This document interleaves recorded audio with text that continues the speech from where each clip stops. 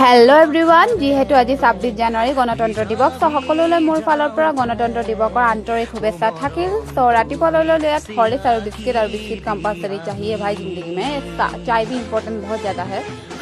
তাৰপাছত মই খাই ল'লোঁ কাজু আৰু ৰাতিপুৱা বনালোঁ মই ৰুটি আৰু বাই বনালে ভাজি আৰু বিৰাট টেষ্টি লাগিলে খাই। আৰু যিহেতু মানে এইবাৰ ক'তো নোযোৱাই হ'ল আৰু ঘৰতে থাকিলোঁ। আৰু আজিৰ লাঞ্চটো ইমান বেছি মানে চিম্পল আৰু ইমান বেছি য়াম্মি হৈছিলে খাবলৈ। তাৰপিছত পোৱালিবোৰ আহিলে, সিহঁতকো পঢ়াই ল'লোঁ আৰু তাৰপাছত অলপ আমি কমেডি কৰিলোঁ, ভিডিঅ' এটা বনালোঁ বাৰ্গাৰ খোৱা বুলি। আৰু ইমানে খাই সঁচাকৈ এনেকৈ চাই আৰু পোৱালিটো হেঙুন ওলাই আছে, কোনে কোনে খাব মোক DM কৰি দিব।